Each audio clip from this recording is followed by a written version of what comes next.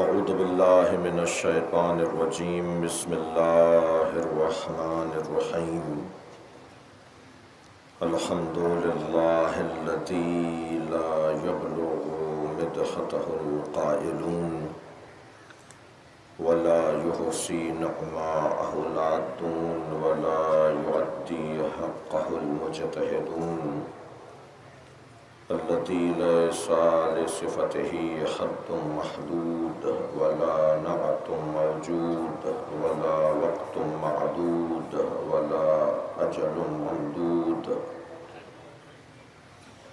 فطر الخلائق بقدرته ونشر الرياح برحمته الصلاة والسلام على الرسول المسدد المصطفى العمجد المحمود الأحمد سيدنا ومولانا ومولى الكونين جد الحسن والحسين معاني والقاسم محمد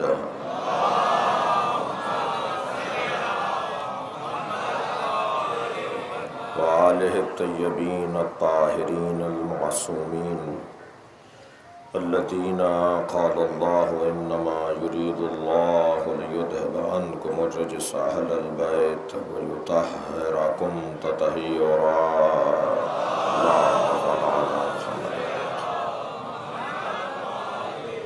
ولعنة الله على أعدائهم أجمعين من يوم عداوتهم إلى قيام يوم الدين أما بعد قال الحكيم في قرآن الكريم بسم الله الرحمن الرحيم فمن حاجك فيه من بعد ما جاءك من العلم فقل تعالوا ندعو أبناءنا وأبناءكم ونساءنا ونساءكم وأنفسنا وأنفسكم ثم نبتحل ونجعل لعنة الله على الكاذبين صلوات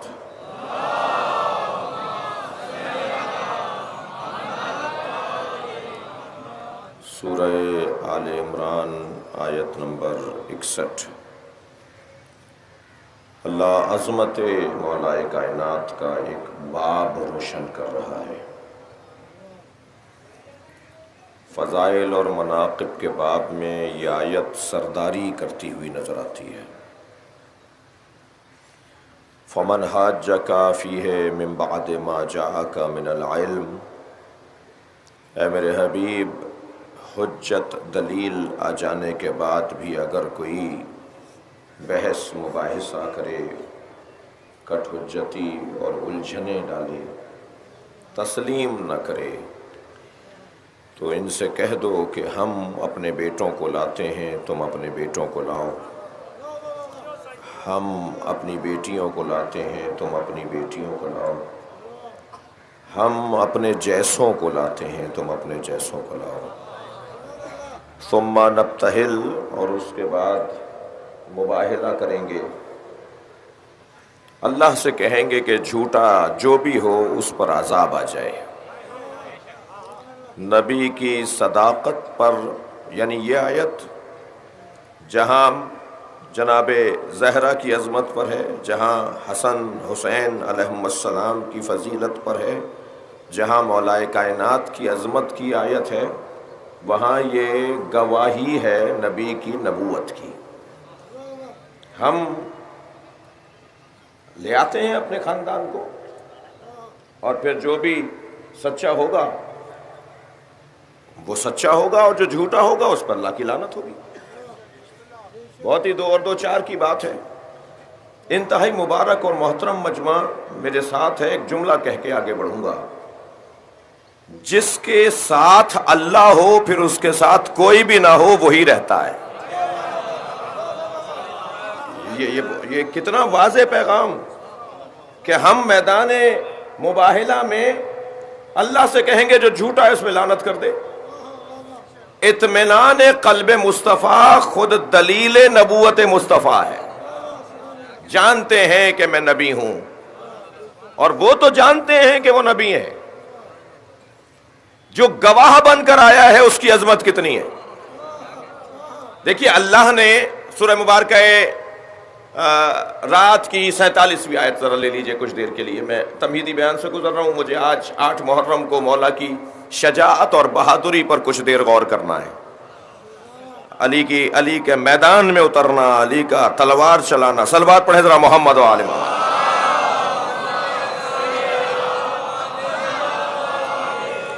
مگر میں ابھی تمہیدی بیان سے گزر رہا ہوں اور مومنین بے کثرت میرے داہنے اور بائیں ہاتھ سے جو دروازے ہیں اس سے بہت کثرت سے تشریف فرما ہو رہے ہیں. کچھ موسم بھی غیر یقینی اسی کیفیت میں بعض لوگوں کو رکھتا ہے، بعض لوگ تو ہر حال میں یقین میں ہے. صلوات پڑھیں ذرا محمد و آل محمد پر.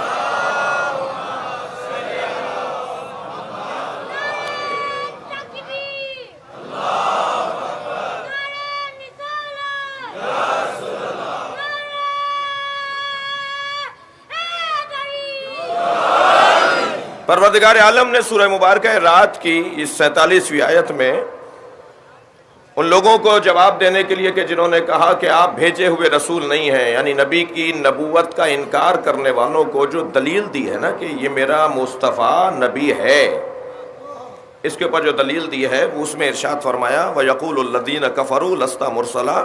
اے میرے حبیب جو کہتے ہیں کہ آپ بھیجے ہوئے رسول نہیں ہیں، آپ کو اللہ نے نہیں بھیجا ہے. اچھا، اللہ کو مانتے تھے مگر رسول کو نہیں مان رہے، تبھی کہہ رہے ہیں آپ بھیجے ہوئے نہیں ہیں. بھیجے ہوئے ہو، بھیجا ہوا ہونا مان لیں گے تو مان لیں گے، ثابت ہو جائے گا تو مان لیں گے. اللہ کو مانتے ہیں، رسول اللہ کی رسالت کا انکار کر رہے ہیں، تو اللہ انہیں کیا کہہ رہا ہے؟ کافر کہہ رہا ہے.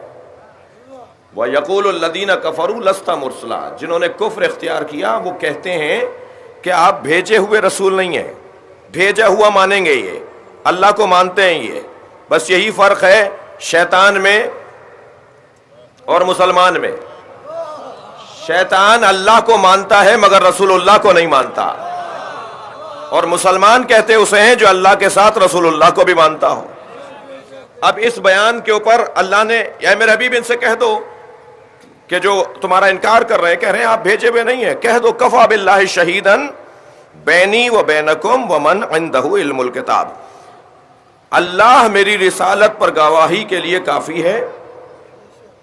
کیوں بھائی اللہ کافی ہے؟ اس لیے کہ اللہ نے رسول بنایا ہے. دینے والے سے بڑھ کر اور کون کہے گا بھائی میں نے دیا ہے؟ ساری دنیا انکار کرتی رہے، لینے والا اور دینے والا یہی کہہ رہے تھے نا کہ آپ بھیجے ہوئے رسول ہوتے تو مان لیتے. تو جس کی طرف سے یہ بھیجے گئے ہیں، جس کے بارے میں تم یہ سوچ رہے ہو کہ اگر یہ بھیجے ہوئے ہوتے تو مان لیتے، تو وہی کہہ رہا ہے نا کہ میں نے دی ہے رسالت انہیں. تو دینے والا تو کہہ رہا ہے کہ میں نے رسالت دی ہے، اور وہ گواہ بننا اس کا سمجھ میں آتا ہے. یہ دوسرا وجود کون ہے کہ جو نبی کی نبوت پہ گواہ ہے؟ دقت چاہوں گا عزیزان گرامی. ارشاد ہوا کفا باللہ شہیدن بینی و بینکم، میرے اور تمہارے درمیان گواہی کے لیے اللہ کافی ہے. ومن عندہ علم الکتاب، اور وہ کہ جس کے پاس مکمل کتاب کا علم ہے.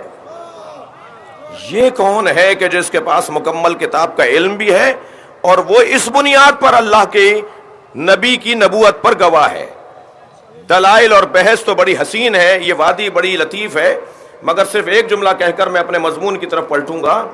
اللہ نے، جملہ محسوس کیجئے گا، اللہ نے اپنے نبی کو نبوت دی تو گواہ کہلایا، اور علی نے نبوت لیتے ہوئے مصطفیٰ کو دیکھا.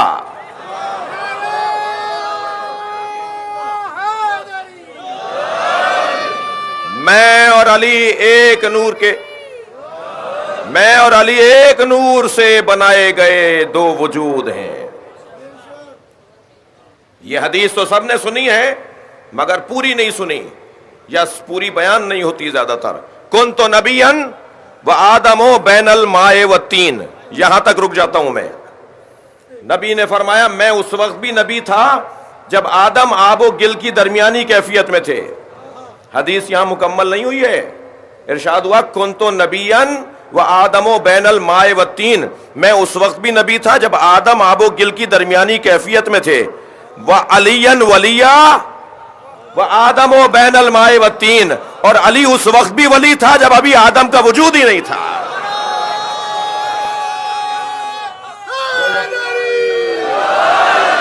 لہذا مولائے کائنات کی عظمت کے باب میں یہ رہے ذہن میں یہ اس وقت کے نبی ہیں اور یہ اس وقت کے ولی ہیں جب کسی کا کوئی وجود ہی نہیں تھا. اس وقت پروردگار عالم نے ان دونوں بھائیوں کا وجود خلق کیا اور ایسا ساتھ بنایا کہ ہمیشہ ساتھ رہے. میں نے پرسوں کی مجلس میں ایک جملہ کہا تھا، ایسا ساتھ بنایا کہ ہمیشہ ساتھ رہے. یہ عالم ملکوت میں بھی ساتھ رہے، یہ عالم زر میں بھی ساتھ رہے، اور یہ دنیا میں بھی ساتھ رہے، اور پھر دنیا کے بعد عالم آخرت میں بھی ساتھ رہیں گے. اور ان کا ساتھ اتنا گہرا ہے کہ جس نبی کا سایہ نہیں تھا اسی کے سائے کو علی کہتے ہیں. برابر برابر.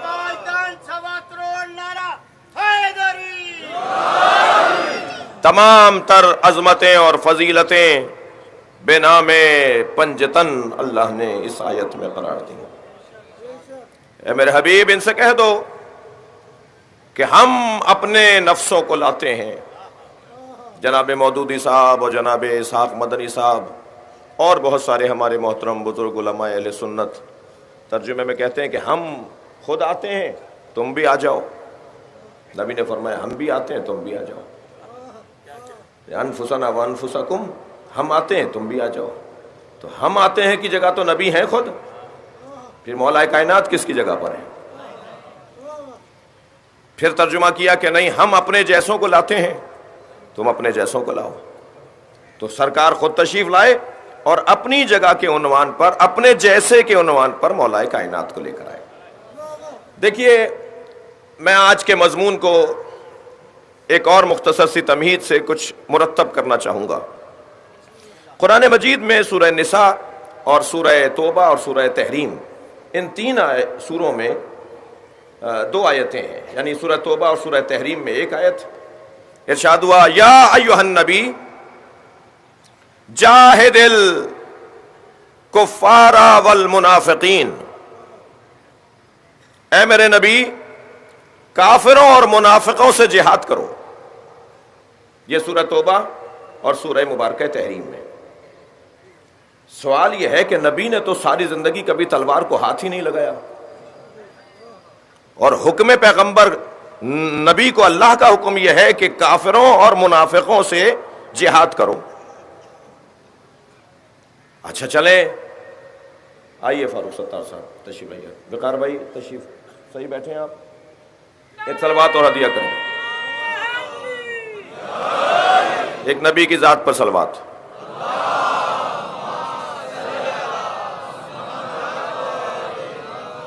دیکھیے ہمارے خاص طور پر کراچی کے سیاستدانوں کا، وقار بھائی یقیناً اور جگہ مجالس میں بھی، لیکن ان کی کل بھی مہمان تھے، پرسوں بھی مہمان تھے، آج بھی مہمان ہیں. آپ جو مثبت پہلو ان کی شرکت کا ہے، یہ یقیناً سیاست اور حاضری اور ملاقات اور خیر سگالی اور محبت تو اپنی جگہ ہے، لیکن خوبی ان سیاستدانوں کی، کراچی والوں کی یہ ہے کہ یہ مصائب کے اختتام پر اور مجلس کے اختتام پر نہیں آتے، بلکہ مجلس کے آغاز میں آتے ہیں تاکہ پوری مجلس سنیں. تو ہمارا مطلب ہی یہ ہے کہ انہیں کچھ سنائیں.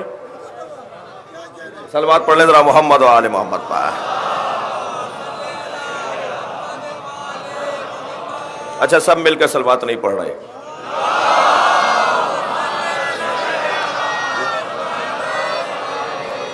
اور ان کے یہاں ان کو ہمیں کیا سنانا ہے بھائی؟ بعض تو ہمارے یہ دوست تھک گئے ہیں کہ ان سے شہر سنبھل نہیں رہا، اور ان کی کوتاہی کم، مسائل کی پیچیدگی زیادہ. تو انہیں ہمیں کیا سنانا ہے؟ انہیں خود پتہ ہے. ہمیں انہیں تو اللہ کے کلام کی تفسیر سنانی ہے، اور نبی کے فضائل سنانے، اور اہل بیت کی عظمت سنانی ہے. اور یہ ایسا ذکر ہے، یہ ایسا ذکر ہے کہ جس کے سننے سے یقیناً انہیں بھی اور ہمیں بھی ایمان کی تازگی اور عقیدے کی پختگی حاصل ہوتی ہے. تو مطلب صرف اور صرف یہ ہے. آپ کی توجہات کا شکر گزار ہوں. میں اپنے مضمون کی طرف پلٹ رہا ہوں. دو آیتیں ہیں. ایک آیت تو یہ ہے کہ قرآن مجید میں نبی کے جہاد سے متعلق آج ہمارا مضمون مولا کائنات کے فضائل بیان کرتے ہوئے کوشش کر رہے ہیں، اگرچہ ہمیں پتہ ہے کہ ہم حق تو ادا نہیں کر سکتے، لیکن شجاعت مولا کائنات پہ تھوڑا سا غور کرنا چاہ رہا ہوں۔ قرآن مجید سورہ مبارکہ تحریم و توبہ کے اندر اللہ نے اپنے حبیب سے کہا یا ایھا النبی جاہد الکفار والمنافقین، اے میرے نبی کافروں اور منافقوں سے جہاد کرو۔ ہمارا سوال یہ ہے، تفسیر سمجھنا چاہتے ہیں، قرآن کی آیت سمجھنا چاہتے ہیں، سیرت مصطفیٰ کی پیروی کرنا چاہتے ہیں، ہم سب مسلمان ہیں، کہ نبی مکرم نے تو زندگی بھر صرف تلوار کو ایک دفعہ ہاتھ لگایا ہے، وہ بھی علی کو دینے کے لیے۔ سرکار کی 8 تلواریں ہیں، مگر سب کی سب تلواریں نبی مکرم نے مختلف میدانوں میں مختلف مجاہدوں میں تقسیم کر دی ہے، مختلف میدان میں اترنے والے مجاہدوں کو تقسیم کر دی۔ وہ ہیں نبی کی تلواریں، مگر نبی نے جس کو دیں وہ اس میدان کا گویا فاتح بن کر لوٹتا تھا، اور کثرت سے جس نے میدان میں تلوار چلائی، 2 رائے 2 باتیں، کوئی بحث کوئی مباحثہ نہیں ہے، وہ مولا علی کی ذات ہے، جس کے بارے میں جناب ابن مسعود فرماتے ہیں کہ میں نے اکثر نبی سے یہ کہتے ہوئے سنا کہ اللہ نے علی کے ہاتھوں سے مسلمانوں کو عظمت عطا کی ہے۔ تو جو علی کا ہاتھ ہے جس میں تلوار اور وہ نبی کی دی ہوئی تلوار، اس کی عظمت کا بیان ہے کہ جب اللہ نے اپنے حبیب سے کہا کہ کافروں اور منافقوں سے جہاد کرو، تو سرکار نے تو جہاد نہیں کیا، یعنی سرکار نے تو تلوار نہیں اٹھائی۔ یہ کیا عظمت مولا کائنات کا باب نہیں ہے کہ اللہ نے حکم دیا تھا مصطفیٰ کو، پورا کر رہے ہیں علی، اس لیے کہ نفس مصطفیٰ ہے۔ اگر کوئی بڑھ کر کہہ دے کہ صاحب حکم ہونے ہیں، عمل یہ کیسے کریں گے، تو جواب یہ آئے گا تم نے قرآن مجید میں نہیں پڑھا کہ اللہ نے علی کو نفس رسول قرار دیا ہے، نبی جیسا وجود اگر کوئی ہے۔ بھئی اگر آپ آمادہ ہیں تو میں تو ایک منزل اور آگے جانا چاہتا ہوں۔ علی اس وجود بابرکت کو کہا جاتا ہے جو نفس رسول ہی نہیں ہے، نفس اللہ بھی ہے۔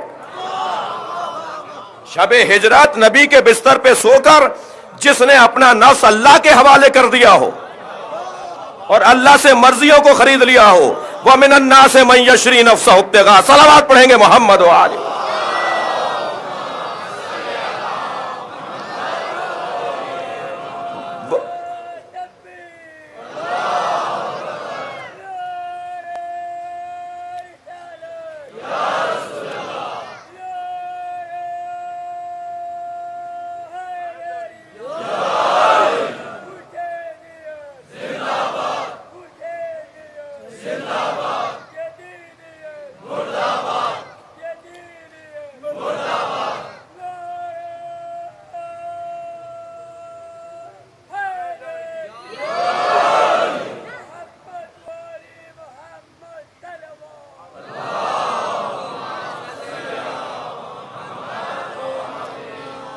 حضرت حذیفہ بیان کرتے ہیں، نشتر پارک کی مجلس کا اپنا حسن ہے، ہم ایک اس میں آتے ہیں کہ اب یہاں سے بات آگے جائے گی، ایک نعرہ ہمارا رخ موڑ دیتا ہے، تو یہ نشتر پارک کی ہی خاصیت ہے، اور جگہوں پہ تو ہمارے کنٹرول میں ہیں مسائل۔ ایک صلوات پڑھیں ذرا محمد و آل محمد۔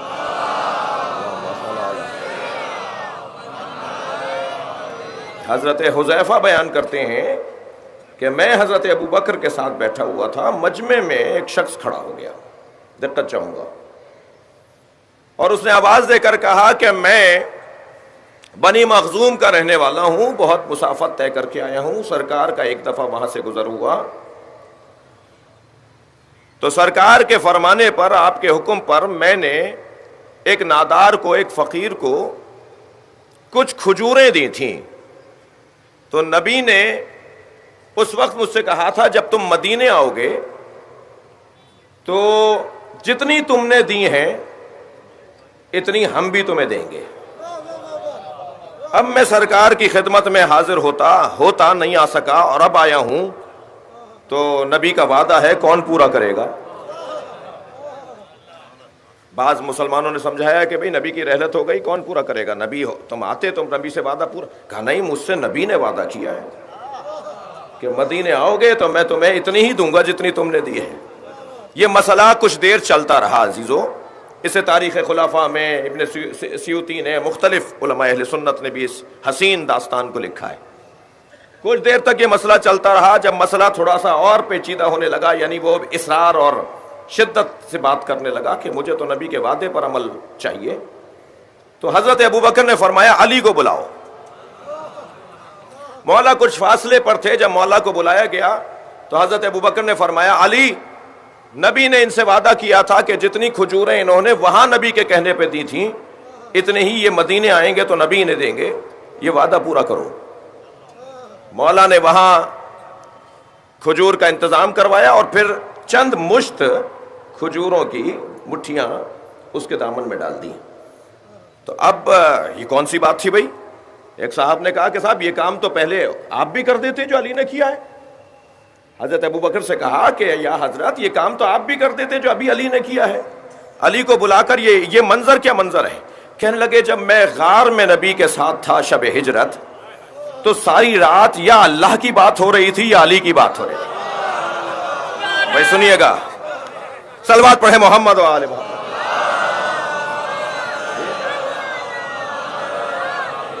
یا مجھے نبی نے اس رات علی کے فضائل میں ایک بات کہی تھی، اس وقت جب اس نے یہ مطالبہ کیا تو وہ بات مجھے یاد آ گئی، اور وہ بات یہ ہے کہ نبی نے فرمایا اللہ اکبر، فرمایا علی کے ہاتھ کی گرفت میرے ہاتھ کے برابر ہے. صلوات پڑھیں گے محمد و آل محمد.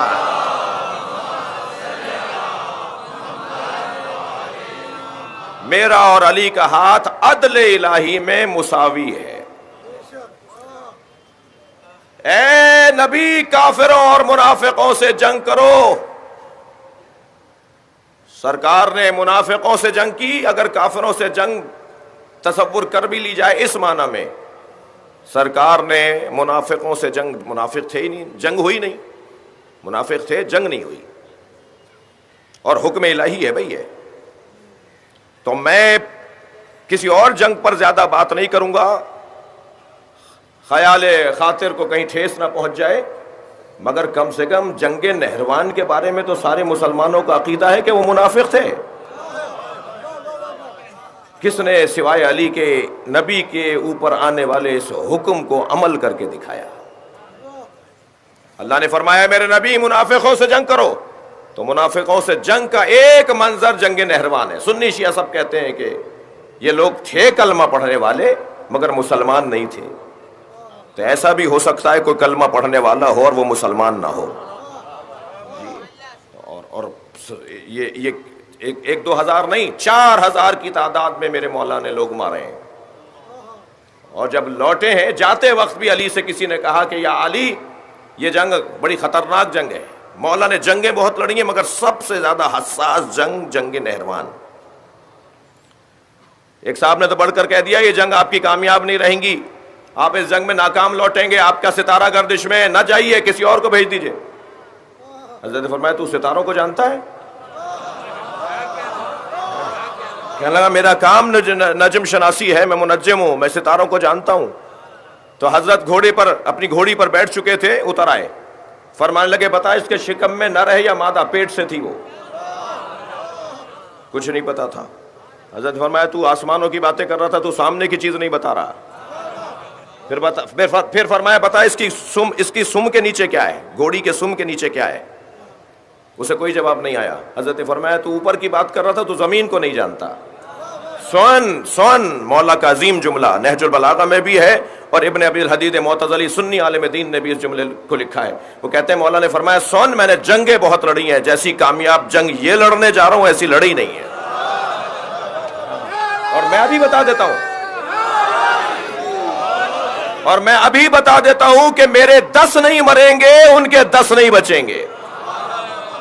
میں تعداد اپنے شہیدوں کی بھی بتا دیتا ہوں، اور میں وہاں مرنے والوں کی تعداد بھی بتا دیتا ہوں، اور وہاں بھاگنے والوں کی تعداد بھی بتا دیتا ہوں.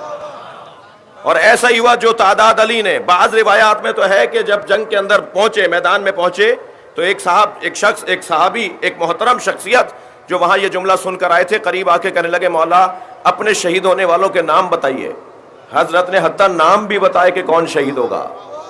بھائی یہ معمولی وجود نہیں ہے، اس نے پہلی گھٹی نبی کا لعاب دہن لیا ہے، یہ بول سکتا ہے، ان کا لب و لہجہ یہ ہو سکتا ہے، اپنے لوگوں کی تعداد، اپنے لوگوں کے نام، اور پھر جب جنگ تمام ہو گئی تو وہ جو وہاں سے 9 لوگ بھاگے تھے، جی فرمایا تھا نا ان کے 10 نہیں بھاگیں گے، جی 9 لوگ وہاں سے بھاگے، تو کسی نے کہا کہ یا علی آپ نے سب کو مار دیا؟ فرمایا نہیں، 9 لوگ میدان چھوڑ کر چلے گئے، اور علی بھاگنے والوں کے تو پیچھے جاتا نہیں ہے،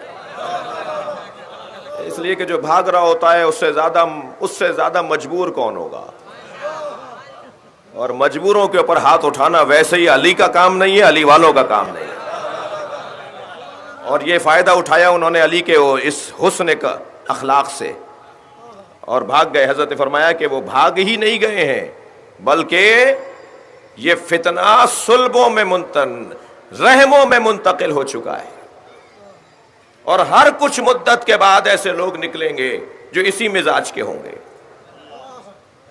جو ایسا ہی امتحان مسلمانوں کا لیں گے جیسے ان لوگوں نے امتحان لیا ہے۔ ایک ہی آیت جس میں اللہ نے اپنے حبیب کو حکم دیا کہ آپ کافروں اور منافقوں سے جنگ کریں، اور کافروں اور منافقوں سے جنگ نفس رسول ہونے کے ناطے مولا علی نے کی۔ دوسری آیت سورہ مبارکہ نساء کی، عجیب آیت ہے، اس آیت پر میں خاص آپ کی توجہ چاہوں گا۔ ارشاد ہوا قاتل الکفار ولا تکلف الا نفسک، اے میرے حبیب کافروں کو قتل کرو اور یہ کام نہ کرو مگر کرو تو خود یا اپنے جیسے کو دو۔ انفسنا ذہن میں رہے، میں اپنے جیسے کو لے کر آتا ہوں، جہاں وہاں مباہلے میں کہا کہ یہ مجھ جیسا ہے، وہاں اس مرحلے پر سرکار دو جہاں نے اپنے جیسے کے حوالے کام کیا۔ سب سے پہلی جنگ بدر کافروں کی طرف سے جنگ کہلائے گی، مجاہدوں کی طرف سے جہاد کہلائے گا۔ کیا فرق ہے جنگ اور جہاد میں؟ کیا فرق ہے قتال اور جہاد میں؟ کیا فرق ہے جھگڑے میں اور جہاد میں؟ جو مقصدیت کے ساتھ ہو، الہی حکم کے ساتھ ہو، نبی کی مرضی کے ساتھ ہو اور اذن امام کے ساتھ ہو، اسے جہاد کہا جاتا ہے، اور جو نفس کی خاطر ہو، کشور گشائی کے لیے ہو، طاقت کی بڑھائی کے لیے ہو، مملکت کو مضبوط کرنے کے لیے ہو، بس تو وہ کچھ بھی ہو سکتا ہے، جہاد نہیں ہے۔ سرکار دو جہاں نے اس آیہ کریمہ میں اپنے جیسے کو یہ کام دیا۔ اچھا تھوڑا اور سہارا چاہوں گا، جب نبی نے سورہ برات کی تلاوت کے لیے حضرت ابو بکر کو مکہ بھیجا کہ جا کر انہیں مشرکین کو جا کر پیغام دو کہ آج کے بعد ہماری طرف سے یہ اعلان ہے کہ تم ایسے طواف نہیں کرو گے، ایسے خانہ کعبہ کے اندر حاضری دو گے، اور یہ طریقہ ہوگا، اب ہم بتائیں گے کہ کعبے کے ساتھ کیا تمہارا طریقہ ہونا چاہیے۔ اور مشرکوں کے لیے، مکے کے مشرکوں کے لیے پورا سورہ نازل ہوا، سورہ برات، سورہ مشرکین، سورہ برات۔ تو حضرت ابوبکر کو روانہ کیا۔ ابھی حضرت ابوبکر، حضرت عبداللہ ابن مسعود فرماتے ہیں جب امیر شام نے، معاویہ ابن ابی سفیان نے ان سے کہا کہ سب علی کو میرے کہنے پہ کچھ نہ کچھ بول دیتے ہیں، میں نے آپ کو کتنی دفعہ کہا کہ کچھ تو کہیے علی کے خلاف، تو کہنے لگے میں مر جاؤں گا مگر علی کے خلاف نہیں بول سکتا، اور سنو اے حاکم شام، میں تمہاری محفل چھوڑ سکتا ہوں مگر علی کے خلاف بول نہیں سکتا۔ تو انہوں نے کہا آج مجھے ذرا بتا دو تم کیوں نہیں بولتے ہو علی کے خلاف۔ اچھا یہ باتیں بہت کلیئر ہیں، میں کسی الجھن میں نہیں جانا چاہ رہا، لیکن بہت ہی روشن بات ہے کہ اس باپ اور اس بیٹے کا اہل بیت کے ساتھ جو رویہ تھا وہ سب پر روشن ہے، کتابیں بھری ہوئی ہیں، اور بہت ہی آرام سے جو کام میں سینہ چوڑا کر کے بول سکتا ہوں وہ یہ بات ہے، تو اس میں کوئی دو رائے نہیں ہے۔ تو حضرت عبداللہ ابن مسعود نے سے کہنے لگا کہ آخر تم کیوں نہیں بولتے، میں تمہیں اتنی دفعہ کہہ چکا ہوں کہ، تو کہنے لگے کہ میں نے علی کے چند ایسے فضائل دیکھے ہیں اپنی آنکھوں سے، علی کی چند ایسی عظمتیں دیکھی ہیں کہ مجھے عمر نوح کے برابر عمر دے کر پوری زمین کا حاکم بنا دیا جائے، میں حکومت چھوڑ دوں گا اگر یہ فضیلت مجھے مل جائے۔ اس نے کہا بھائی بتاؤ، تو 4 فضیلتیں حضرت عبداللہ ابن مسعود نے بیان کی مولا علی کی، ان میں سے ایک یہ فضیلت جو بیان کرنے جا رہا ہوں، میرے مضمون میں جو بات ہے۔ کہنے لگے میں نے اپنی آنکھوں سے دیکھا کہ حضرت ابو بکر کو سورہ برات کی تلاوت کے لیے مکہ بھیجا سرکار نے، اور ابھی مکے کی جانب رستے میں تھے حضرت ابو بکر کہ ایک مرتبہ جبریل نازل ہوئے اور کہا یا رسول اللہ یہ سورہ یا خود جا کے تلاوت کیجئے یا آپ جیسا جا کے تلاوت کریں۔ تو جیسے ہی یہ حکم الہی آیا فوراً کہا یا علی فوراً جاؤ ابو بکر کے پاس اور کہو وہ سورہ تمہارے حوالے کرے اور تم جا کر یہ سورہ سناؤ۔ بھائی جس کی جو خدمت ہو وہ یاد رکھنی چاہیے۔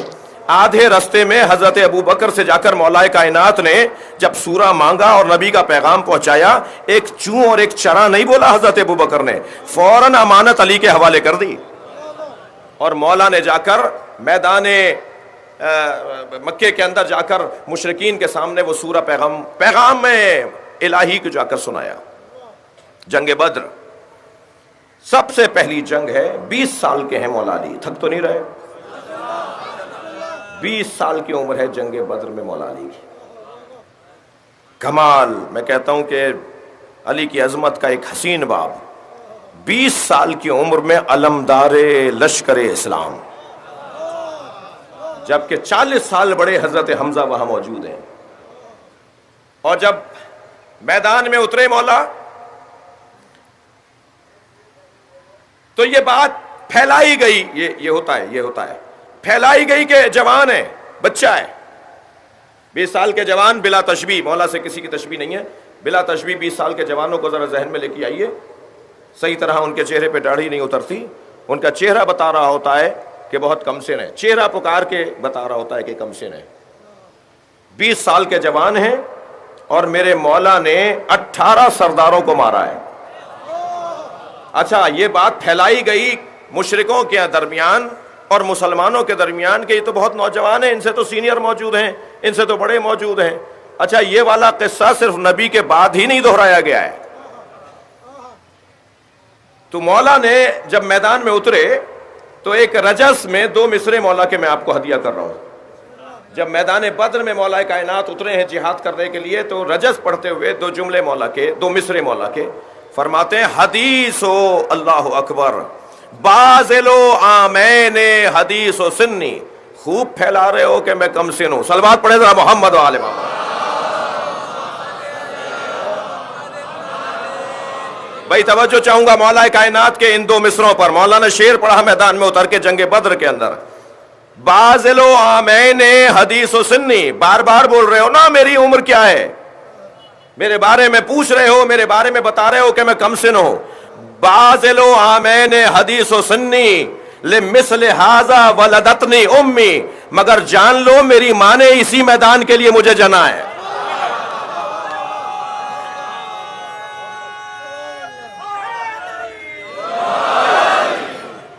اور وہاں میدان بدر کے اندر ایک نوفل ابن خویلہ نامی سردار لایا گیا۔ اچھا یہ بات آج ہی نہیں بلکہ یہ مزاج پرانا ہے کہ کرائے کے لوگوں کو لایا جائے۔ یہ نوفل ابن خویلہ جو تھا، میں سیرت پڑھ رہا ہوں، تاریخ پڑھ رہا ہوں، نوفل ابن خویلہ جو تھا اسے کوئی غرض نہیں تھی مشرکوں کے جو اہداف اور مقاصد تھے، سیدھا سیدھا پہلوان تھا، سیدھا سیدھا عرب تھا، بس ایک عرب آدمی تھا، ایک بازوؤں کا زور رکھنے والا، تلوار اچھی چلانے والا۔ تو اسے لے کر آئے کہ بھائی تم ہمارے لیے چلو۔ اچھا جو بغیر مقصد کے توانائیاں رکھتے ہو نا، پھر ان کے دام باطل بڑا اچھا لگاتا ہے۔ لہٰذا میں اپنے جوانوں سے کہوں گا کہ اپنی توانائیوں کو بڑھاؤ مگر مقصدیت کے ساتھ۔ سمجھو چاہوں گا اسے خرید کر لے آئے، اسے کچھ طے کیا ہوگا اتنا دیں گے تمہیں، یہ دیں گے، آ جاؤ۔ اب جب معلوم ہوا مسلمان لشکر کو، اسلامی لشکر کو کہ وہاں نوفل ابن خویلہ بھی آیا ہوا ہے، تو بہرحال مسلمانوں کے درمیان ایک بات گشت کرنے لگی کہ پہلوان بہت بڑا ہے، جنگ ہماری سخت ہو جائے گی، مار کا بڑا ہم پر بھاری پڑے گا۔ تو ایک مرتبہ سرکار دو جہاں نے اپنے دونوں ہاتھوں کو بلند کر کے مناجات شروع کی، اور حضرت کی مناجات کا ایک جملہ میں آپ کو ہدیہ کر رہا ہوں۔ حضرت نے فرمایا الہی اکفنی نوفلا، یا اللہ ہم مسلمانوں کو نوفل سے نجات عطا فرما۔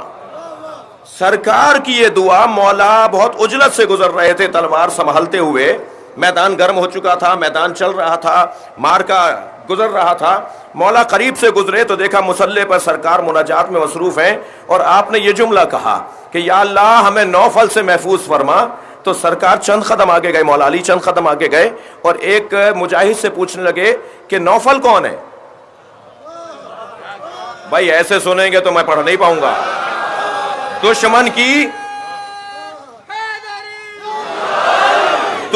کی نفی ہی اس کی شکست ہوا کرتی ہے. اہمیت ہی نہ دو دشمن کو. وہ بھلا میں پاکستان میں شیعوں کا دشمن کسی کو نہیں مانتا. میں اپنے بچوں سے کہہ رہا ہوں ہمارا کوئی دشمن نہیں ہے. اپنے وقتوں کو ضائع نہیں کرو. ہمارا پاکستان میں کوئی دشمن نہیں ہے. ہم سے دشمنی کرنے کے لیے قابلیت چاہیے جو ان میں نہیں تھی. پاکستان کی دیواروں کو کالا کرنے سے کوئی دشمن نہیں ہوگا. اور یہ اتنے بڑے بے وقوف ثابت ہوئے ہیں، یہ ہمیں مار مار کے مضطرب رہے، ہم مر مر کے مطمئن رہے. صلوات پڑھیں گے محمد و آل محمد.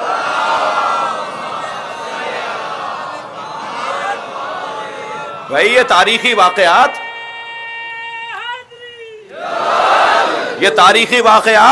کوئی رٹا لگا کے سنانے کے نہیں ہیں. ان سے فائدہ لینا ہے نا، ان سے استفادہ کرنا ہے نا. یہ کیا ہوا ہے اسلام کی تاریخ میں؟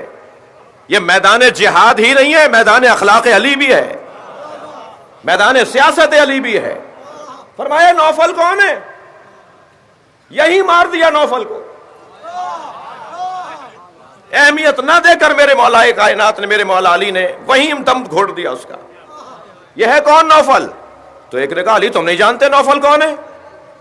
کہ وہ فلاں قبیلے کا ایک بہادر، وہ غلط آ گیا ہے. بھائی جملہ سنے مولا کائنات کا. مولا نے اس سے کہا جی، مولا نے فرمایا وہ غلط آ گیا ہے. اور یہ کہہ کر مولا اس طرف چلے گئے جہاں میدان گرم ہے. میدان چلتا رہا، جنگ چلتی رہی، جہاد بڑھتا رہا. یہاں سے بھی شہادتیں ہوتی رہیں، وہاں سے بھی مرنے والوں کی تعداد آتی رہی. کچھ دیر کے بعد سرکار نے اپنے اصحاب میں سے کچھ سے پوچھا من لہو علم بنوفل، کسی کو نوفل کے بارے میں خبر ہے؟ تو مولا دور کھڑے تھے، سرکار کی آواز مولا کی کان تک پہنچی تو وہیں سے آواز دے کر کہا یا رسول اللہ میں نے اسی وقت مار دیا تھا جب آپ نے دعا کی تھی، میں مار کے آ گیا تھا. صلوات پڑھے مولا کی ذات پر. جنگ بدر، اب جنگ بدر میں 18 سرداروں کو علی نے مارا. اچھا یاد رہے کہ ان سرداروں میں ایک ماموں ہے، ایک تایا ہے، ایک چاچا ہے یزید کا. ہاں تبھی تو اس نے دربار شام میں کہا تھا کہ لیت اشیاخ ببدر، کاش میرے بدر کے بزرگ زندہ ہوتے تو میں ان سے کہتا کہ دیکھو میں نے علی سے بدلہ لے لیا. جی یہ ایک داستان علیحدہ. جی اب آ گئی جنگ احد. میں نے ترک کیا جنگ بدر کی، مولا کی کیا کیا حسین منظر ہیں جنگ بدر میں. صرف 2-3 مثالیں میں نے آپ کو دے دی ہیں. جنگ احد آ گئی. جنگ احد جب آئی تو حضرت ابو سفیان نے، کیونکہ ابھی وہ اس طرف نہیں آئے ہیں، مسلمان نہیں ہوئے، جنگ احد کے موقع پر انہوں نے پتہ لگایا، وہ وہاں کے سردار ہیں، وہاں کے بڑے ہیں، تو کہنے لگے کہ جو زیادہ ہوتا یہ تھا کہ جس کی تعداد زیادہ ہوتی تھی جہاد میں، جنگ میں، مارکوں میں، جس قبیلے کی تعداد زیادہ ہوتی تھی، علم پرچم بھی اسی قبیلے کے پاس ہوتا تھا. مثلا فرض کیجئے کہ اگر پاکستان میں اگر کوئی امتحان آ جائے اور کراچی والے زیادہ ہوں تو کراچی والے طے کریں گے کہ ہمارا پورے لشکر کا سالار کون ہوگا. مثال ہے. تو قبیلہ بنی نذیر کے لوگوں نے طے کیا وہ تھا کہ لشکر کا پرچمدار ہمارا ہوگا، اس لیے کہ تعداد ہماری زیادہ ہے. حضرت ابو سفیان وہاں گئے اور انہوں نے جا کر کہا کہ پرچم کو مختلف قبیلوں میں تقسیم کرو. پہلے تو انہوں نے پتہ لگوایا کہ جنگ احد میں اسلام کا پرچمدار کون ہے. تو بتایا گیا کہ جس نے جنگ بدر کو فتح کیا ہے وہی پرچمدار احد بھی ہے. اور بدر میں کیونکہ علی نے مارکا جو ہے سب سے زیادہ سر کیا ہے اور اپنی بہادری دکھائی ہے، تو احد میں بھی علی ہی پرچمدار احد ہیں. تو انہوں نے وہاں قبائل کو جمع کیا، سرداروں کو جمع کیا اور کہا کہ پرچم ایک قبیلے کے پاس نہ رہے، بلکہ ظاہراً کوئی 18 19 20 قبیلے تھے. کہا جی ہر کچھ دیر کے بعد پرچم تبدیل کر دیا جائے. تو علی بن ابی طالب ہر قبیلے سے دشمنی نہیں لیں گے، دشمنی مول نہیں لیں گے ہر قبیلے سے، اور بہت مشکل پڑ جائے گا علی کے لیے کہ وہ ہر قبیلے کا ایک سردار مار دیں. اور علی کا طریقہ یہ ہے، اب کون کہہ رہا ہے؟ حضرت ابو سفیان کہہ رہے ہیں میں نے بدر میں علی کا طریقہ یہ دیکھا ہے کہ علی میدان میں سرداروں کو مارتے ہیں تاکہ جنگ جلدی ٹھنڈی پڑ جائے. مجمع کو نہیں مارتے، عوام کو نہیں مارتے، ڈھونڈتے ہیں کہ بڑا کون ہے ان میں سے تاکہ معاملہ جلدی ختم ہو جائے. اب یہ کمال تو وہ ہے نا کہ بات وہ کرے جو دشمن ہو. جی بات وہ کرے. تو کہنے لگے جی مختلف سرداروں کو یہ پرچم دے دیا جائے. وہ نہیں مانے، بنی نذیر کے لوگ نہیں مانے. انہوں نے کہا نہیں، پرچم ہمارے پاس ہی رہے گا. اور جنگ احد میں مولا نے جب بنی نذیر کے پرچمدار کو قتل کیا تب وہ مجبور ہوئے کہ پرچم کسی اور کے حوالے کرو. اور اب مسئلہ پیچیدہ ہو گیا. جس کے ہاتھ میں پرچم ہوتا تھا پہلے اس کی جان خطرے میں پڑتی تھی. اور اس طرح جنگ احد کا منظر بنا، یہاں تک کہ جو نبی نے چوٹی پر پہاڑی کی ٹیلے پر اور پہاڑی پر چوٹی پر کھڑا کیا تھا 50 مجاہدوں کو، جب انہوں نے جنگ احد، اب مولا نے اور اصحاب رسول نے جنگ تو فتح کر لی، مولا کی سالاری، سرداری، پرچمداری، علمداری میں جنگ تو فتح ہو گئی. تو وہ اوپر سے دیکھ رہے ہیں کہ پورے میدان میں مال اٹھایا جا رہا ہے. اچھا مال اٹھا کر سب لے کے نہیں جاتے تھے اپنے خیموں میں، وہ ایک جگہ جمع ہوتا تھا اور پھر سرکار دو جہاں طے کرتے تھے کہ جس کی جتنی زحمت تھی اتنا ہی اس کو دے دیا جائے. جی یہاں بھی کمال علی بڑا عجیب ہے. ہر مارکے میں سب سے قیمتی چیز علی کو ملی اور مدینہ گھر پہنچنے سے پہلے فقیروں میں بٹ جاتی تھی. یہ بھی مولا کا ایک انداز تھا. تو جب وہاں منظر بدلا، وہ لوگ اتر کے نیچے آ گئے اور مال اٹھانے لگے اور پھر وہ جاتا ہوا لشکر پلٹ کر آ گیا. تو اس وقت مولا کائنات اور 12 اور افراد، مجموعی طور پر 13 اصحاب ہیں جن کے نام بھی ہیں، جو میدان میں ڈٹے رہے. وہاں کتنے افراد ہیں؟ 1000 سے زیادہ لوگ ہیں. دشمن کے 1000 سے زیادہ لوگ، یہاں 13 لوگ. کتنی سخت ہو گئی یہ جنگ؟ جی مشکل جنگ ہو گئی. یہ واحد جنگ ہے جس میں مولا علی علیہ السلام کو 80 زخم لگے. 80 زخم، بدن مبارک پر 80 جگہ چوٹیں لگی ہیں، مولا کو زخم لگے. اور یہ واحد جنگ ہے جس میں نبی کے 2 دانت شہید ہوئے ہیں. یہی وہ انہیں اتنا قریب آ گیا تھا دشمن، نبی تک پہنچ گیا تھا، نبی کو مارنے کے لیے اس نے ہاتھ اٹھا لیا تھا. یہ 13 اصحاب نے نبی کی جان بچائی. اور یہ وہی 2 دانت کا قصہ ہے جو حضرت اویس قرنی نے پھر پوری اپنی 32 پورا دانت، پورا جبڑا توڑ لیا تھا. 2 کر کے توڑ لیے تھے کہ ہو سکتا ہے یہ دانت ٹوٹے ہوں، ہو سکتا ہے یہ دانت ٹوٹے ہوں. جی اب مولا کس انداز سے آواز لگا دی گئی، شیطان کی آواز میدان احد میں گونج گئی کہ محمد مارے گئے. تو جو رہے بچے تھے وہ بھی چلے گئے. کہ جب وہی مر گئے تو پھر قرآن کی آیت آئی کہ کیا میرا نبی رحلت کر جائے گا تو تم میرے نبی کا دین چھوڑ کر چلے جاؤ گے؟ انہیں تو جانا ہے جیسے پہلے والے نبی آئے تھے، یہ بھی چلے جائیں گے، مگر ان کا دین کیوں چھوڑ رہے ہو؟ ان کا نظریہ کیوں چھوڑ رہے ہو؟ جب جنگ ٹھنڈی پڑی اور وہ لوگ واپس گئے، ان 13 آدمیوں نے کیسے لڑا ہوگا اس کا بیان بڑا مشکل ہے. مگر جب مولا کائنات سے پوچھا نبی نے، یا علی جب سب بھاگ گئے تو تم کیوں نہیں گئے؟ تو مولا کا جملہ سنیے، بڑا تاریخی جملہ ہے، عظمت علی کا ایک باب ہے. فرمایا اکفر بعد الایمان، کیا میں ایمان کے بعد کافر ہو جاتا؟ جو نبی کو چھوڑ کر چلا جائے وہ مسلمان کیسے رہے گا؟ اللہ اکبر، بڑی مشکل بات ہے. مگر واپس لوٹ کر آئے. سب سے پہلا واپس لوٹنے والا کم سے کم مدت میں 3 دن کے بعد سب سے پہلی شخصیت آئی ہے. اور پھر قرآن کی آیت آئی کہ اے میرے حبیب یہ واپس آ رہے ہیں، تم سے معافی مانگیں تو معاف کر دو، میں بھی انہیں معاف کر رہا ہوں. تو سرکار نے پھر، میں محترم جناب انیق احمد کے پروگرام میں تھا، وہ تفسیر کا پروگرام کرتے ہیں، تو اس میں ہمارے ساتھ ایک بزرگ عالم، بہت بزرگ شخصیت موجود تھی، تو انہی آیات کے اوپر تفسیر بیان ہو رہی تھی کہ احد کے اندر نبی کو جو چھوڑ کر چلے گئے تھے، تو بات آئی تو انہوں نے فرمایا جی اجتہادی غلطی تھی. تو میں نے کہا جی مجھے مفتی صاحب سے اختلاف ہے، مگر وہ بات پوری کریں، جب میرا وقت آئے گا تو میں جواب دوں گا. تو انہوں نے فرمایا، جب وہ بول چکے تو کہنے لگے مولانا آپ کو کیا اختلاف ہے؟ میں نے کہا مولانا یہ اجتہادی غلطی کیسے تھی؟ کہنے لگے اجتہادی غلطی تھی، وہ یہ سمجھے تھے اور وہ یہی صحیح سمجھے تھے. میں نے کہا مولانا نص کے مقابل اجتہاد نہیں ہوتا، نبی موجود ہے، میدان چھوڑ کر جانا نص کے خلاف جانا ہے. قرآن کی آیت کے سامنے تو اجتہاد نہیں ہوگا. صلوات پڑھ لیں ذرا محمد و آل محمد. تو انہوں نے مانا اس بات کو، انہوں نے کہا بات علمی ہے، بات صحیح ہے. اور پھر بات یہ ہے کہ جی جب قرآن نے کہہ دیا، اللہ نے کہہ دیا کہ یہ لوگ معافی مانگنے آ رہے ہیں، معاف کر دو، تو میرے حبیب تم بھی معاف کر دو. جب اللہ رسول نے معاف کر دیا تو مسلمانوں کو بھی اپنے خیالات اور اپنے احساسات کو ایسے ہی رکھنا چاہیے، قرآن کے مطابق رکھنا چاہیے. دقت فرمائی آپ نے.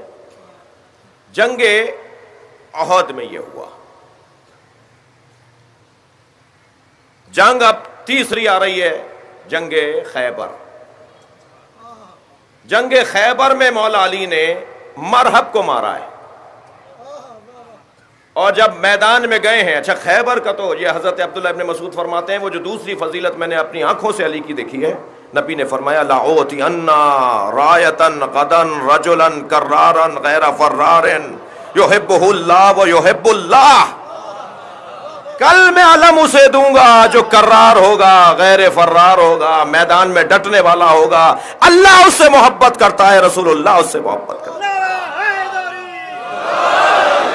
اور سب نے 40ویں دن دیکھا کہ علی بن ابی طالب جو آشوب چشم میں مبتلا تھے، نبی نے فرمایا ناد علی مظہر العجائب. اور پھر علی پہنچے اور علی کی آنکھوں پر اپنا لعاب دہن لگایا تو آنکھوں کو شفا ملی. اور پھر وہ علم علی کے ہاتھوں میں دے دیا اور علی میدان میں پہنچے تو وہاں سے آنے والا مرحب ہے، سردار ہے قلعہ قموس کا. جیسے ہی سامنے آیا کہنے لگا تم کون ہو؟ حضرت نے فرمایا تم بتاؤ تم کون ہو. لبو لہجہ دیکھیے. میں کہتا ہوں جنگیں بازو کے زور پہ نہیں لڑی جاتی ہیں، اعصاب کی مضبوطی پہ لڑی جاتی ہیں. اعصاب کو مضبوط بنا لیجئے، کامیابی ہی کامیابی ہے. جب اس نے کہا تم کون ہو؟ من اسمک؟ حضرت فرمایا تم بتاؤ تم کون ہو؟ پتہ ہے مولا کے کون ہے؟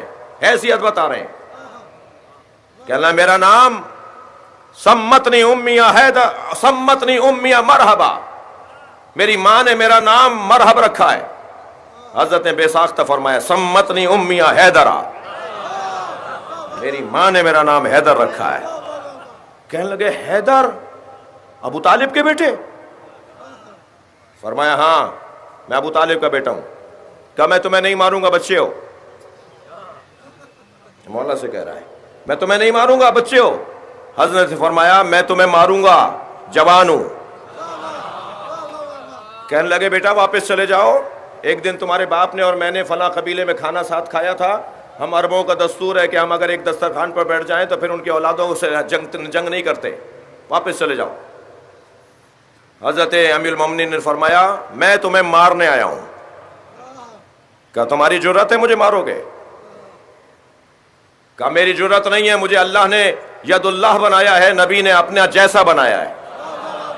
کہنے لگا پھر اپنی آخری آرزو بتا دو. اب دیکھیے کون کہہ رہا ہے مرحب، مولا علی سے کہہ رہا ہے اپنی آخری آرزو بتا دو. مرنے سے پہلے بولو کیا بولتے ہو، کہتے ہیں نا مرنے سے پہلے سزائے موت ہو رہی ہے، بتا دو کیا کہتے ہو.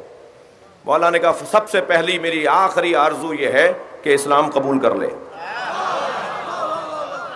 کہنے لگا میں اسلام قبول کرنے کا ارادہ رکھتا ہوتا تو میدان میں کیوں آتا اور یہ جنگ کیوں بنتی. کہا دوسری بات کرو. کہا دوسری بات یہ ہے کہ گھوڑے سے اتراؤ. مولا پیادہ تھے، وہ گھوڑے پہ سوار تھا. کہنے لگا کیوں؟ حضرت نے فرمایا کہ اس بیچ اس گھوڑے کا نقصان ہوگا.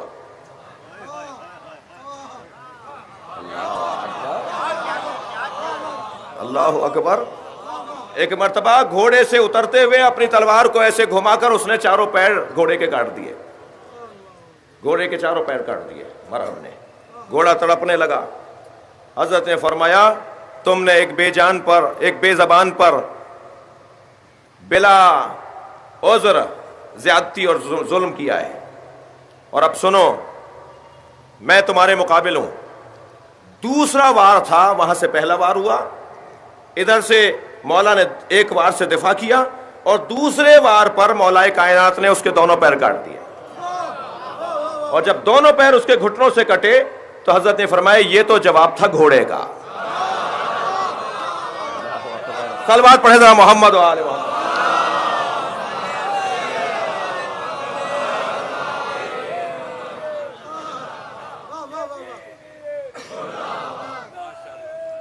جی شکریہ. اور پھر اس کے بعد مولا سینے پہ چڑھ گئے. اس کے ہاتھ میں تو اب کچھ رہا نہیں ہے. حضرت نے اس کے سینے پر بیٹھ کر خنجر اس کے گلے پہ رکھ دیا. اب مولا کا خنجر اس کے گلے پر ہے، سینے پہ چڑھے بیٹھے ہیں. اللہ اکبر. اب وہ ہے کہ جو علی نے شجاعت کا مظاہرہ کیا. مجھے ایک جملہ کہنے دیجئے، اب تک علی نے جو کیا علی اسے شجاعت مانتے ہی نہیں ہے. اب ہے جو علی کی شجاعت کا مرحلہ شروع ہوا. اس نے مولا کی طرف اپنا لعاب پھینکا. حضرت نے خنجر ہٹا دیا اور ٹہلنے لگے. دور کھڑے اصحاب دیکھ رہے ہیں، نبی منظر دیکھ رہے ہیں. تو آواز آنے لگی یا رسول اللہ یہ موقع ضائع کر رہے ہیں، یہ ایسا آدمی ہے وہیں سے کچھ پھینک کر مار سکتا ہے. حضرت نے فرمایا اب جب علی لوٹے گا تب پوچھیں گے کہ یہ کیا کیا ہے. اور ایک مرتبہ چند قدم ٹہلے اور اس کے بعد مرحب کا سر قلم کیا.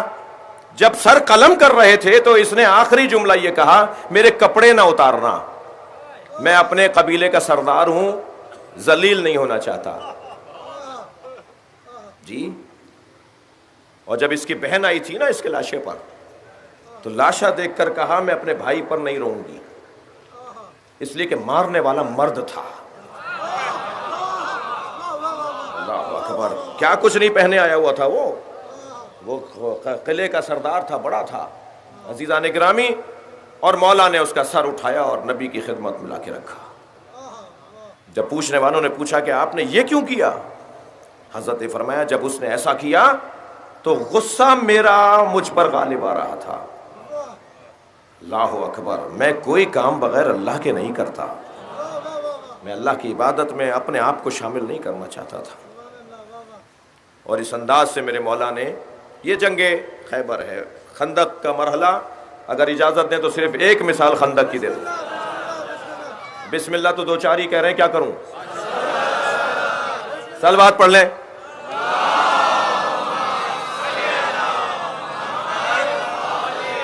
اس سے بہتر اور بلند صلوات نبی کی ذات پر. جی اللہ اکبر. توجہ ہے آپ حضرات کی.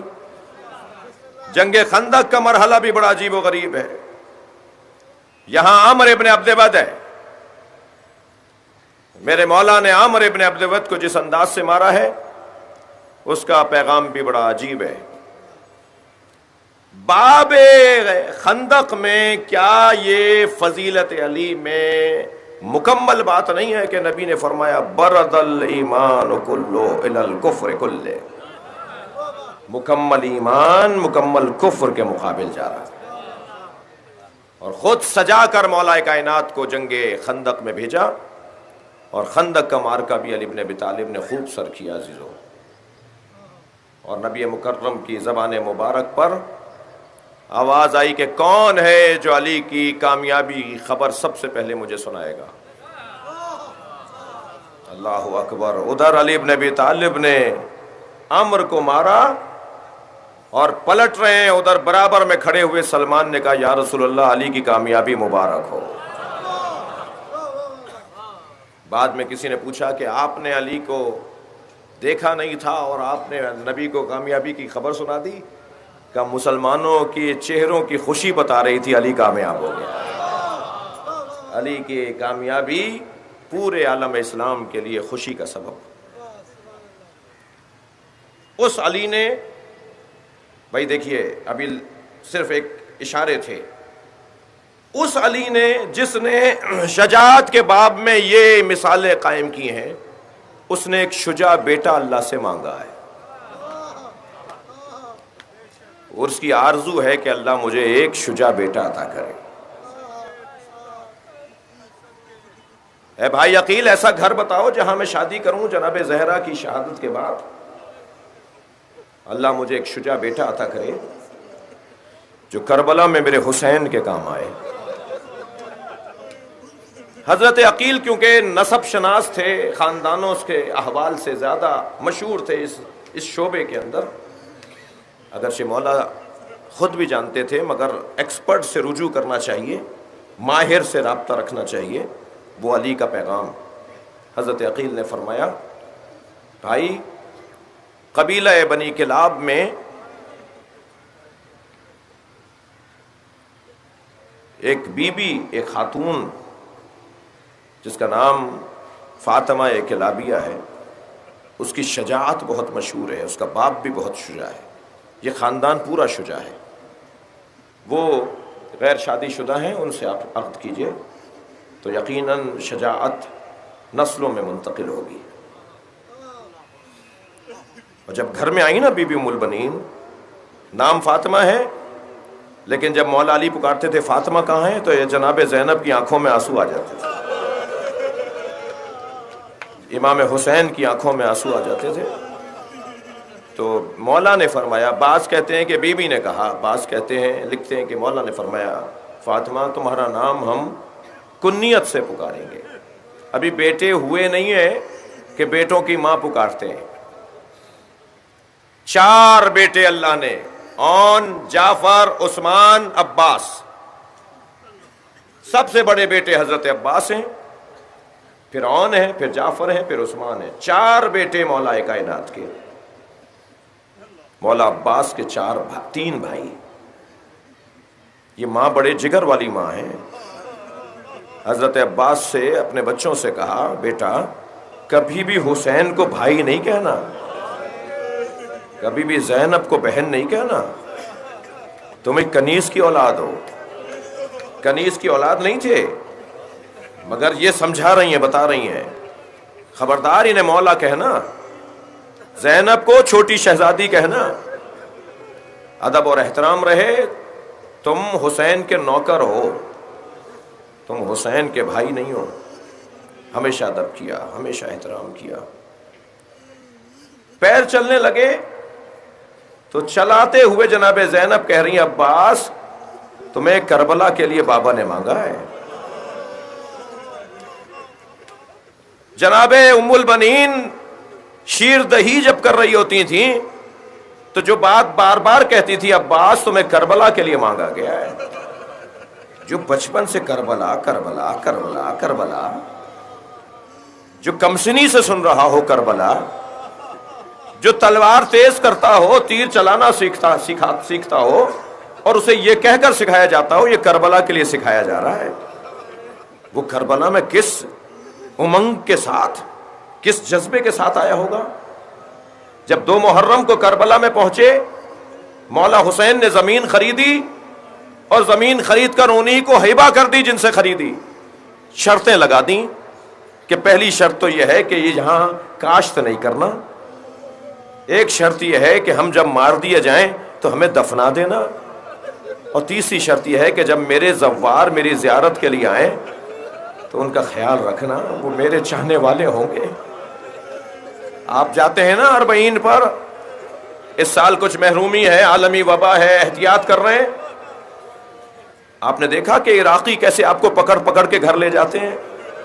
جو گدا گاڑی چلا رہے والا عراقی ہوتا ہے نا، وہ بھی کہتا ہے ایک پانی پی لو تاکہ حسین کو جواب دے سکو۔ وہ جو ٹھیلا لگانے والا ہوتا ہے نا، کربلا کا رہنے والا، وہ کہتا ہے ایک کھجور کا دانہ میرے گھر میں بیٹھ کے کھا لو تاکہ یہاں رہنا میرا جائز ہو جائے، جس زمین کو حسین نے ہمارے آبا و اجداد کو دیا تھا۔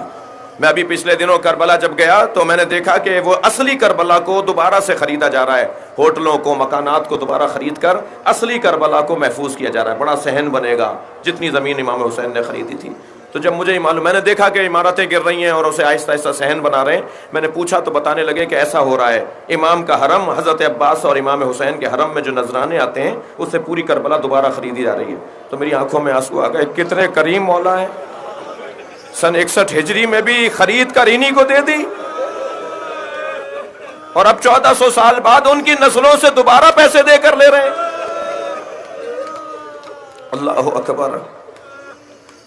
کربلا کا میدان، 4 محرم کو جناب عباس نے دیکھا کہ شمر کا لشکر نہر سے خیمے ہٹانے آ رہا ہے، تو زمین پہ خط کھینچ کے فرمایا کسی میں جرت ہے تو خط کو پھاند کے دکھائے۔ میں تو کربلا کا انتظار کر رہا تھا، میں آج 4 محرم ہی کو بتا دوں گا کہ کیا ہو رہا ہے۔ جب یہ منظر دیکھا نا جناب امام حسین نے تو جناب زینب کے خیمے میں چلے گئے اور کہا اے بہن زینب عباس کو بلواؤ۔ جناب فضہ باہر گئیں، کہا چھوٹے شہزادے تمہیں آقا زادی زینب بلا رہے ہیں، کہا بی بی سے جا کر کہیے ابھی خوشخبری لے کر آ رہا ہوں، گمان یہ ہے کہ وہ یہ کہ عباس جا کر انہیں مارو، میں انہیں مار کر آ رہا ہوں۔ جب دوسری دفعہ جناب فضہ آئی نا تو انہوں نے جملہ کہا عباس زینب کہتی ہیں تم آ رہے ہو یا میں آ جاؤں؟ تو ایک مرتبہ تلوار نیام میں رکھ لی، خیمے کے اندر آئے، دیکھا برابر میں حسین کھڑے ہیں، سمجھ گئے کہ مسئلہ کچھ اور ہے۔ امام حسین کو آواز دے کر کہا مولا خیمے ہٹا دوں؟ فرمایا ہاں عباس خیمے ہٹا دو۔ خیمے ہٹا دیے۔ 9 محرم کو جب پہل ہوئی، نقن صاحب لکھتے ہیں ایسے گھوڑا دوڑاتے ہوئے آئے، چہرے پہ اتنی بشاشت تھی حضرت عباس کے، قریب آ کر مولا حسین سے کہا مولا آپ کہتے تھے ہمیں پہل نہیں کرنی، مولا دشمن نے پہل کر دی ہے، میں اب جواب دوں؟ امام نے فرمایا عباس جاؤ 1 رات کی مہلت لے کر آؤ۔ میں کہوں گا امام حسین سے مولا حضرت علی اکبر کو بھیج دیا ہوتا، حضرت حبیب کو، زہیر کو، مسلم ابن اوسجہ کو بھیج دیا ہوتا۔ نہیں، عباس کی عظمت بتانا چاہتے ہیں۔ عزاداروں، بازوؤں کے کٹنے پر بھی عباس کو تکلیف ہوئی ہوگی، سر پہ گرز لگا تھا مولا عباس کے، تکلیف ہوئی ہوگی، سینے میں تیر لگے تھے، تکلیف ہوئی ہوگی۔ جو رونے آئے جملہ محسوس کریں میں کیا کہنا جا رہا ہوں۔ بدن مبارک پر تلواریں لگتی رہی، تکلیفیں ہوئی ہوں گی، مگر کسی شریف کے لیے یہ بہت بڑی تکلیف ہے کہ کسی کمزر سے جا کے سوال کرے۔ میرے مولا نے بھیجا ہے جنگ عاشور کے دن کرو، اور اب کہا کہ جاؤ عباس اب جنگ عاشور کے دن ہوگی۔ مولا لوٹ کر آئے، دن عاشور کا چڑھا، قربانیوں پر قربانیاں، اور جب عاشور کا دن چڑھا تو کہتے تھے مولا مجھے لڑنے کی اجازت ہے، اور حسین لوٹا دیتے تھے نہیں عباس تم ہمارے علمدار ہو، علمدار تو پہلے نہیں جاتا۔ اور جب سب شہید ہو گئے نا تو علامہ مجلسی لکھتے ہیں کہ سامنے آ کے کھڑے ہوئے، گردن جھکی ہوئی ہے، کہنے لگے مولا مجھے اب مرنے کی اجازت ہے؟ تو مولا حسین نے فرمایا تم ہمارے علمدار ہو؟ تو یمیناً و یسارا، دائیں بائیں دیکھ کر کہا مولا وہ لشکر کہاں رہا، اب تو مجھے جانے دیجئے۔ میرے مولا عباس سے ابھی بات ہو رہی ہے کہ سکینہ مشکیزہ لے کر آ گئے، بابا میرا بھائی علی اصغر مر جائے گا، چند گھونٹ پانی کا انتظام کروائیے۔ امام نے فوراً خالی مشکیزہ جناب عباس کو دیا، عباس جاؤ بچوں کے لیے پانی لے آؤ۔ اب بھی مولا حسین نے لڑنے کی اجازت نہیں دی۔ میرے مولا گئے ہیں نہر پر، مشکیزہ بھرا، چلوں میں پانی لے کر سب کو دکھایا میں پی سکتا ہوں مگر میرا مولا پیاسا ہے۔ مشکیزہ لے کر خیموں کی طرف آ رہے ہیں کہ ایک مرتبہ پسر سعد نے آواز دی اگر پانی خیمے میں چلا گیا تو یہ جنگ طویل ہو جائے گی، آج جنگ ختم نہیں ہوگی، پانی نہ جانے پائے۔ سنیں گے زدارو، ایک ظالم نے درخت کی اوٹ سے ایک وار کیا، مولا کا ایک بازو قلم ہو گیا ہے۔ مولا نے ایک رجس پڑھا تم میرا دوسرا ہاتھ بھی کاٹ دو، میں پانی خیمے میں ضرور پہنچاؤں گا۔ سنیں گے زدارو، پھر آواز دی حرملا پانی خیمے میں نہ جانے پائے۔ جو تیر علی اصغر کے گلے پہ مارا تھا، جو تیر حسین کو گرانے کے لیے سینے پہ مارا تھا، وہی تیر عباس کے مشکیزے میں آ کے لگا۔ مشکیزے میں تیر کا لگنا تھا، پانی بہنا شروع ہوا، پانی کے ساتھ عباس کی آس بہنے لگی۔ گھوڑے کو آواز دے کر کہا گھوڑے میں اس قابل نہیں ہوں کہ سکینہ کو منہ دکھاؤں، مجھے واپس لے چل، خیمے کی طرف نہ جا۔ گھوڑا جیسے ہی مڑا نا سنیں گے آنکھ میں تیر آ کے لگا. اب میں رونے والوں سے پوچھوں جس کے ہاتھ ہی نہ ہو وہ تیر کیسے نکالے گا؟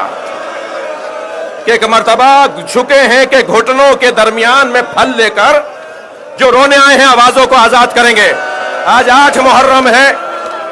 عزاداروں دونوں گھٹنوں کے درمیان تیروں کا پھل لے کے نکالنا چاہتے تھے کہ سر پر ایک گرز آ کر لگا اور زمین پر گرتے ہوئے کا مولا میرا سلام آخر. حسین عباس کے لاشے پر پہنچے, سر آغوش میں لیا, مولا آخری آرزو ہے پوری کر دیجئے. کہ عباس کیا آرزو ہے؟ مولا چہرے کی زیارت کرنا چاہتا ہوں. کہ عباس کیا چیز مانے ہیں؟ کہ مولا آنکھ میں تیر لگا ہوا ہے, دوسری آنکھ میں خون آ گیا ہے. مولا حسین نے اپنی ابا کے دامن سے آنکھوں کا خون صاف کیا, آنکھ کا خون صاف کیا, چہرے کی زیارت کی. بس آخری جملہ کہہ رہا ہوں, جب مولا عباس نے حسین کا چہرہ دیکھ لیا تو حسین مولا نے کہا میری بھی ایک آرزو پوری کر دو. ساری زندگی بھائی نہ کہا, مولا کہتے رہے, آج بھائی کہہ دو. یہاں عباس نے بھائی کہا, وہاں روح پرواز کر گئے. انا للہ و انا الیہ راجعون. رضا بقضائہ و تسلیما.